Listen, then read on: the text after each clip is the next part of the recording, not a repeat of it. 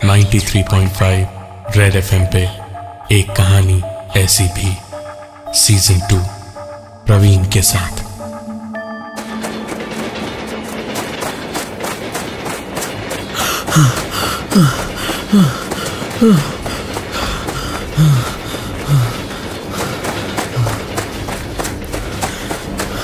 मैं ट्रेन के अंदर भागते 2 कोचेस पार करके तीसरे में पहुंचा। तब कहीं काफी भीड़ दिखी और मैं वहां घड़ी भर सांस लेने को रुका। मेरा नाम ईश बख्शी है। मैंने 2 दिन पहले ही इंजीनियरिंग में एडमिशन लिया था दिल्ली में। पापा हमेशा से चाहते थे कि मैं इंजीनियर ही बनूं और मुझे इंजीनियरिंग और म्यूजिक दोनों का बहुत शौक था। पहला दिन था मेरा कॉलेज का। मैं हॉस्टल से कॉलेज की ओर जा रहा था। पुराना कोई भी जानने वाला या दोस्त नहीं था मेरा यहां। मैं कॉलेज के पास पहुंचा तो देखा कि एक लड़की कॉलेज की गेट के किनारे खड़ी सुबक के रो रही थी। कोई भी उसकी ओर ध्यान नहीं दे रहा था। किसी को कोई परवाह ही नहीं थी। वो बेचारी बार इधर उधर 2 कदम करके हट रही थी कि कहीं उसे धक्का न लग जाए, लेकिन किसी को उसकी कोई फिक्र नहीं हो रही थी। वो देखने में तो मुझे फ्रेशर ही लग रही थी, तो मैंने सोचा कि मदद कर दूं। पास जाकर मैंने पूछा उससे कि क्या दिक्कत है, इस तरह से क्यों रो रही हो। वो लड़की बस रोती रही, उसने कुछ भी नहीं कहा। मैंने उसको 1 बार 2 बार 3 बार कई बार पूछा, लेकिन वो शायद किसी सीनियर से डरी हुई थी और कुछ भी बोलने को तैयार नहीं थी। आसपास के कुछ लोग मुझ पे हंसते हुए जरूर निकल गए मेरे बगल से, और आखिर में एक सीनियर ने आकर कहा, अबे पागल हो गया क्या भाई, किससे बातें कर रहा है। मैंने कहा कि आप लोगों को दिखाई नहीं दे रहा।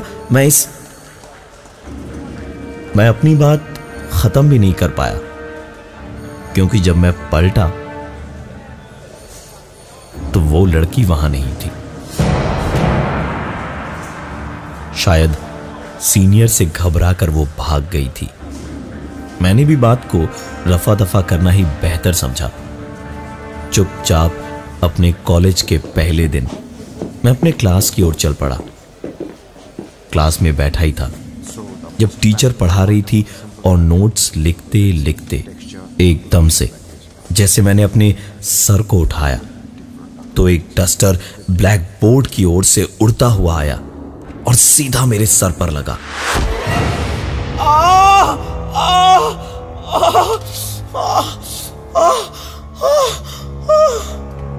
चोट इतनी तेज लगी थी कि मेरे मुंह से चीख और सर से खून निकल आए।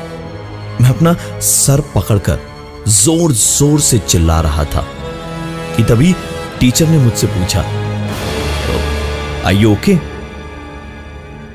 तो मैंने भी सर की चोट दिखाकर कहा, ये देखिए किसी ने डस्टर से मारा मुझे।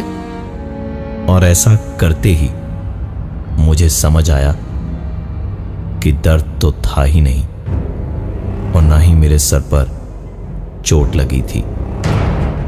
इतना बड़ा वहम कैसे हो सकता है। मैं तुरंत उठकर क्लास से बाहर निकल गया और वापस हॉस्टल की ओर जाने लगा कि तभी रास्ते में अचानक मेरे माथे से नीचे नाक पर एक खून की बूंद मेरे शर्ट पर गिरी और तेजी से खून बहने लगा। मेरे सर में बहुत जोर का दर्द होने लगा। 93.5 रेड एफएम पे एक कहानी ऐसी भी सीजन 2 प्रवीण के साथ। मेरा नाम ईश बख्शी है। मैं अपने इंजीनियरिंग कॉलेज में पहले ही दिन पहुंचा तो गेट पर एक लड़की रोती हुई मुझे दिखाई दी। मैं उससे बात कर रहा था तो सीनियर्स के पूछने के बाद पागल हो गया क्या जब मैंने पलट कर देखा तो वो लड़की वहां नहीं थी। क्लास में किसी ने डस्टर फेंक के मेरा सर फोड़ दिया, लेकिन टीचर के पूछने पर मैंने देखा तो मैं बिल्कुल ठीक था और क्लास से बाहर भागा तो सर से खून दोबारा बह रहा था और पलट के देखा तो मेरी सीट के नीचे डस्टर पड़ा था। मैं वहां से सीधा अपने हॉस्टल की ओर भागा। बिल्डिंग से हॉस्टल के बीच एक बहुत बड़ा ग्राउंड था। धूप में अपने सर पे हाथ रख के हॉस्टल की ओर दौड़ते दौड़ते मुझे साफ सुनाई दिया। मैंने पलट कर देखा तो मेरी परछाई अकेली नहीं थी। मेरी परछाई के ठीक पीछे एक परछाई और थी। सर से बहता खून जैसे अचानक गर्म नहीं, बर्फ सा ठंडा लगने लगा। मैं उस परछाई को देखता हुआ 2 कदम चला तो वो परछाई भी मेरे साथ साथ 2 कदम आगे बढ़ी। मैं और 2 कदम बढ़ा तो दोबारा वो परछाई 2 कदम और आगे बढ़ी। अब कुछ ज्यादा ही हो गया था। मैं भागता हुआ कॉलेज के गेट की तरफ जाने लगा और मेरे पीछे पीछे वो परछाई भी अपने कदमों की आवाज के साथ साथ आती रही। गेट के पास पहुंचते पहुंचते मैं पलटा तो देखा पीछे परछाई नहीं थी, लेकिन तभी लगा जैसे सामने से किसी ने जोर से मेरे पैर में लात मारी और मैं मुंह के बल गिरा। उठ के देखा वो परछाई मेरे सामने ही थी। मैंने पूरी हिम्मत इकट्ठी करी और वहां से भागा और राहत मुझे तब मिली जब देखा कि कॉलेज गेट के बाहर आते के साथ ही वो परछाई वहीं रुक गई। सुकून की सांस किसे कहते हैं मुझे उस दिन समझ आया। कॉलेज से बाहर निकल के सीधे हॉस्टल के अपने रूम में पहुंचा। कुछ देर मैंने नजर इधर उधर रखी तो समझ आया कि मुझे अब डरने की जरूरत नहीं थी। वो रात बड़ी आराम से गुजर गई, कोई दिक्कत नहीं आई। लेकिन अगले दिन मैं वापस जब कॉलेज गया तो गेट पर एक बार फिर से वही लड़की रोती हुई खड़ी दिखाई दी। मैंने अपनी नजरों को फेर लिया और चुपचाप वहां से आगे बढ़ गया, लेकिन आज इतना आसान नहीं लग रहा था। वो लड़की रोती रोती मेरे पीछे आती रही। मैं और तेज तेज चलने लगा अपने क्लास की ओर। अब मैं भाग रहा था और भागते भागते मैंने एक बार पीछे देखा तो पाया कि वो लड़की वहां नहीं थी। मेरी सांस में सांस आई और मैं क्लास में जाकर डेस्क पर अपना सर रख के बैठ गया। टीचर पढ़ा रहे थे, पूरी क्लास में स्टूडेंट्स थे और उसी माहौल में मैंने देखा कि वो लड़की सामने से रोती हुई वैसे ही आई और आकर मेरे पास वाली सीट पर रोती रोती बैठ गई।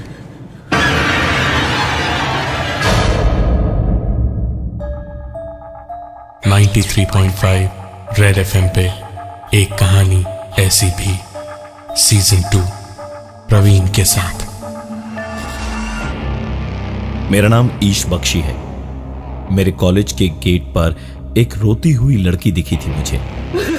क्लास में लगा कि किसी ने डस्टर फेंक कर मेरे सर से खून निकाल दिया, लेकिन फिर देखा यह सब कुछ मेरा वहम था। बाहर आके जब वापस देखा तो दर्द और खून दोनों थे। अगले दिन वो लड़की मेरे पीछे पीछे मेरे क्लास तक आई और पास में आकर बैठ गई, और उसके बाद सिर्फ रोती रही। मैं वहां से उठ के कॉलेज के बाहर भागा। एक दिन पहले जब ऐसा हुआ था तो वो कॉलेज से मेरे हॉस्टल के रूम तक नहीं आ पाई थी, लेकिन आज मेरे कदमों की आवाज के साथ साथ दूसरे कदमों की आवाज रुक ही नहीं रही थी। पहले हॉस्टल तक, फिर रूम तक, वो मेरे पीछे पीछे आती रही।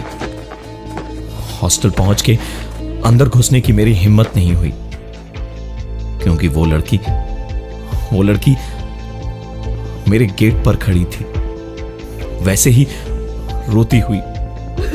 मैं करता भी तो क्या, वहां से सीधा एक ही और जगह थी जहां मैं जा सकता था, और वहीं जाने के लिए मैं सीधे स्टेशन पहुंचा। घर के लिए ट्रेन खड़ी ही थी प्लेटफॉर्म पे, लेकिन टिकट लेकर ट्रेन तक जाऊं इससे पहले ही ट्रेन चल पड़ी। टिकट लेने का टाइम नहीं था मेरे पास। चलती हुई ट्रेन किसी तरह पकड़ी, और बेतहाशा पागलपन अब कहीं जाकर थोड़ा शांत हुआ जब यहां इस सीट पर आकर बैठा।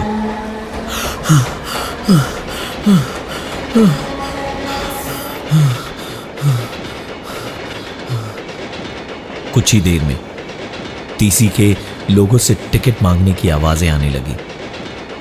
मैंने झांक के देखा तो टीसी पहुंचने ही वाला था मेरे पास।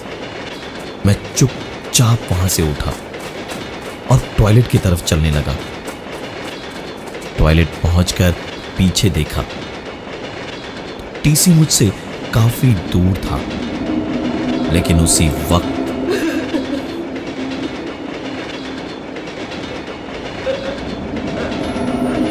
फिर से वही आवाज सुनाई देने लगी, जिससे भागकर मैं यहां तक आया था।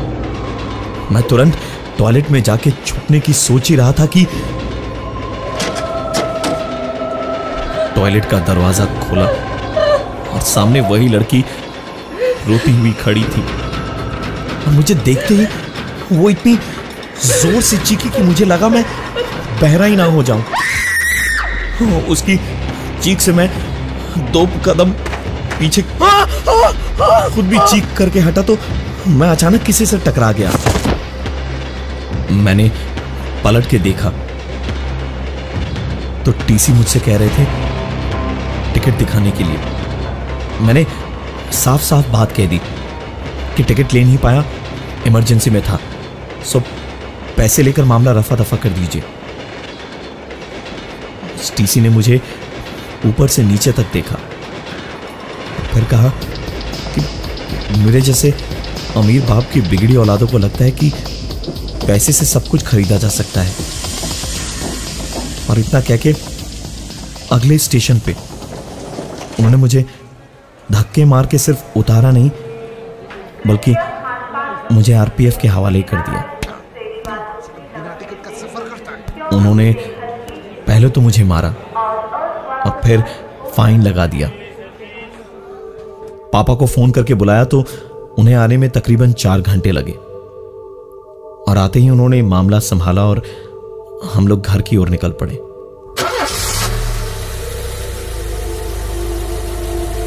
रास्ते भर पापा मुझसे पूछते रहे कि ये सब क्या था, पर मैं उन्हें कुछ बोल नहीं पा रहा था। बताता भी तो क्या, मुझे खुद को नहीं पता कि मेरे साथ क्या हो रहा था। लेकिन सचमुच डर क्या होता है वो मुझे तब समझ में आया जब ड्राइवर ने गाड़ी मेरे घर के दरवाजे के अंदर ली, क्योंकि घर के मेन दरवाजे को पार करने के बाद वही लड़की खड़ी थी, लेकिन इस बार रोती हुई नहीं, वो वहां पर हंसती हुई खड़ी थी। 93.5 रेड एफएम पे एक कहानी ऐसी भी, सीजन 2 प्रवीण के साथ। मेरा नाम ईश बख्शी है। मेरे कॉलेज की गेट पर एक रोती हुई लड़की मुझे दिखाई दी, जो मुझे मेरी क्लास और हॉस्टल के गेट पे भी दिखाई दी। ट्रेन में टॉयलेट के अंदर भी दिखी, और बिना टिकट ट्रैवल करने के चक्कर में, टीसी को रिश्वत देने के चक्कर में मुझ पे जुर्माना लगा के आरपीएफ के हवाले कर दिया। तकरीबन 4 घंटे लगे मेरे पापा को वहां पहुंचने में, और किसी तरह उन्होंने मुझे छुड़वाया। लेकिन घर के गेट पे भी वही लड़की मुझे रोती हुई दिखाई दी। मुझे अपनी परवाह नहीं थी, पिताजी और मॉम को कुछ ना हो जाए, यही सोच सोच के मेरी जान सूख रही थी। मैं घर में आ तो गया, लेकिन यहां पर भी महफूज नहीं था। मैंने जब पापा को पूरी बात बताई तो मॉम पर चिल्लाते हुए वो मुझे पागल कहने लगे, और उसके बाद दोनों में झगड़ा होने लगा। मैं दोनों को रोकने की कोशिश करने लगा, लेकिन मैं जानता था कि कोई फायदा नहीं होगा, क्योंकि वो हमेशा ही लड़ते रहते थे आपस में। मैं थक हार कर डाइनिंग टेबल पर बैठ गया कि तभी मेरी नजर पापा के पीछे स्विमिंग पूल के पास वाली खिड़की पर गई। वही लड़की धूप में पूल के पास खड़ी थी और एक एक कदम धीमे धीमे बढ़ाती हुई कमरे की तरफ आ रही थी। खिड़की बंद थी, लेकिन कांच की खिड़की को तोड़ने में कितना वक्त लगता है। मैंने मॉम और पापा को चिल्ला के कहा, वो देखिए पापा, वो देखो ना, वो रही वो लड़की, वो रही। दोनों ने उस तरफ देखा, लेकिन उन्हें वो लड़की दिखाई नहीं दी। पापा का गुस्सा मां पे और ज्यादा बढ़ गया। वो मां पे और ज्यादा चिल्लाने लगे, और तभी मैंने देखा वो लड़की धूप में थी तो सही, लेकिन उसकी परछाई जमीन पर नहीं थी। और हमारे इस कमरे में मेरे पिताजी, मां और मेरे साथ साथ बाहर से आती हल्की रोशनी में परछाइयां 4 थी। इस वक्त मेरे पिताजी बुरी तरह से गुस्से में थे, और उन्होंने मां से कहा, तुम और तुम्हारा बेटा दोनों ने मुझे कहीं मुंह दिखाने लायक नहीं छोड़ा है। बीवी बेवकूफ तो बेटा 1 नंबर का गधा, पढ़ाई लिखाई में इतना कमजोर। मेरे पिताजी सही कहते थे, अपनी हैसियत देख के शादी करता तो लड़की भी ढंग की होती, भिखारी से शादी नहीं करनी पड़ती। मैं कुछ बोलूं या कुछ कर पाऊं, इससे पहले ही चिल्लाते हुए पापा पे मां एकदम से झपटी, और एक अजीब सी आवाज में उसने कहा, बहुत जोर है ना पैसे का, तो ले, अब पैसे से अपनी जिंदगी खरीद के दिखा। मेरी जिंदगी तो बर्बाद कर दी, और साथ मेरे पूरे परिवार की भी। मेरी आंखों के सामने मेरी मॉम ने पिताजी की गर्दन एक झटके से मरोड़कर तोड़ दी।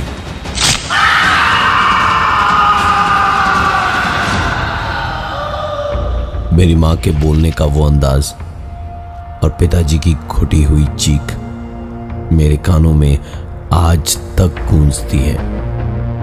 दरअसल मेरे पढ़ाई में कमजोर होने की वजह से पिताजी ने मेरे लिए कॉलेज की सीट पैसों से खरीदी। मेरिट पर नहीं मिला था मुझे कुछ भी, और मुझे सीट देने के चक्कर में जिस लड़की को सीट देकर छीन लिया गया। उसके कर्ज में डूबे बाप ने अपनी बीवी बच्चों को जहर दिया और फिर खुद भी मारा गया। सही कहते हैं, बाप के पापों का फल बेटे को भुगतना पड़ता है। मेरे पिताजी की मौत के बाद वो लड़की मुझे दोबारा कभी दिखाई नहीं दी, लेकिन उस इंजीनियरिंग कॉलेज में जाने की हिम्मत मुझ में आज भी नहीं है। मैं हूं प्रवीण और ये थी आज की एक कहानी ऐसी भी।